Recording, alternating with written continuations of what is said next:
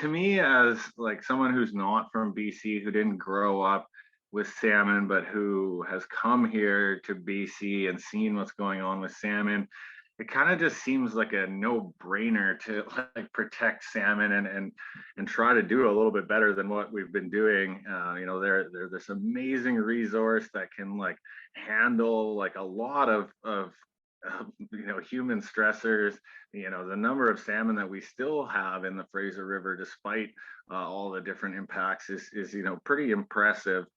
They have this ability to go out to the ocean as these tiny little fish, grow super fast, and then come back with this like amazing food source for whales, for bears, for everyone. And First Nations used to rely on that resource for a long time without having a substantial negative impact on it. And so it just seems, as an ecologist, it just seems like an easy thing to think that preserving salmon is important, because of their role through the whole ecosystem, and yeah, just their resilience. And kind of the flip side of that is it's an interesting species because people do care so much about them. So it really puts you in the kind of the forefront of the fight of conservation as well, working on salmon, and creates a whole community around their conservation as well. So yeah, there's a lot of different pieces to the puzzle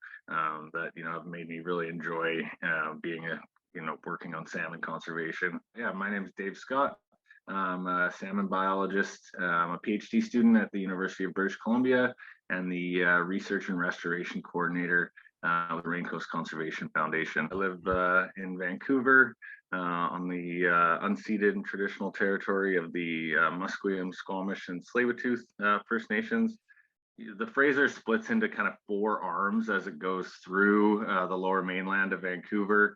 And this is a very densely populated area with a lot of different human uses.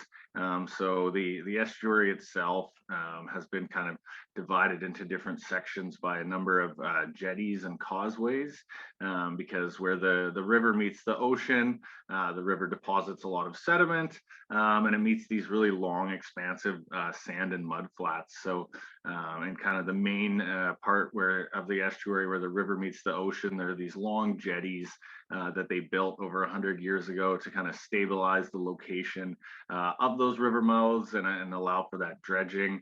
And then when you go a little bit further out to the south part of the estuary to Roberts Bank, we have these two really large causeways, one for the Port of Vancouver Delta Port, and then also the BC Ferries causeways. So, these are multiple kilometer long structures that kind of, further cut up the habitats in the estuary for juvenile salmon and other fish and other invertebrates and things like that. And it also really changes the way that the river distributes freshwater nutrients and fine sediments into the estuary. So with those structures, kind of all of that is kind of pushed out to essentially just pushed out to sea and lost to the estuary. So instead of this fine sediment coming down and building a resilient delta when you have the problem of sea level rise, we see all that sediment is just getting pushed out to sea to kind of just aid in shipping and aid in other human uses of the area,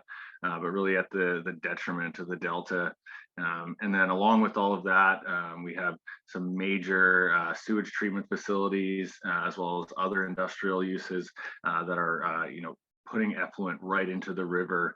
So some serious concerns for contamination in the lower Fraser because of all of that, different types of industry, and then all those other things that go into the water, like chemicals from tires and brake pads. So it's in terms of like cumulative effects from human uses, the Fraser River estuary has a huge amount of cumulative effects, but still supports some really strong salmon populations to date. So with the Raincoast Conservation Foundation, we've been doing research in the Fraser River estuary for the past 6 years, trying to get an idea of the needs for kind of protection and restoration in the estuary by looking at the way that different juvenile salmon species use different habitats throughout the estuary, And kind of what we found so far is, the Fraser Estuary is a really highly modified area with a lot of different barriers that kind of reduce connectivity between habitats,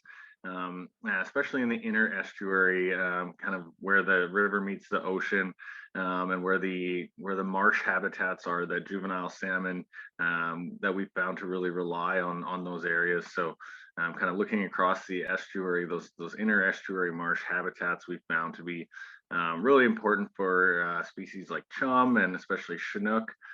We've done some work looking at Chinook otoliths, which are little stones in their ears, and we found that the juvenile Chinook from the lower Fraser use the estuary on average for about 42 days, so 6 weeks. So really reliant on those marsh habitats in the inner estuary before they kind of move on to the outer estuary once they've gotten a bit bigger, and then they make that push on to the ocean um, from there. So it's really important that they're as big and as fit as they can be when they leave the estuary to go onto the ocean as juveniles. Estuaries are a really important place for salmon.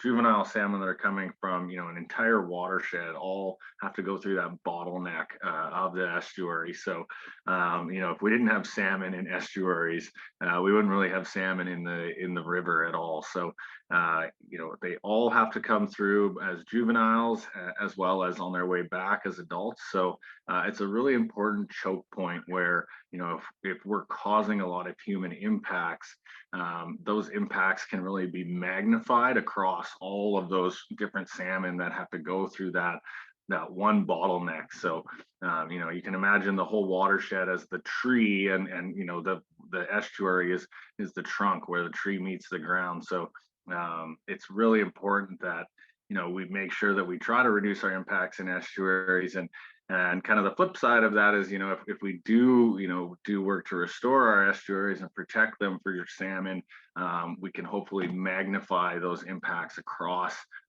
different species and populations that all have to use those areas.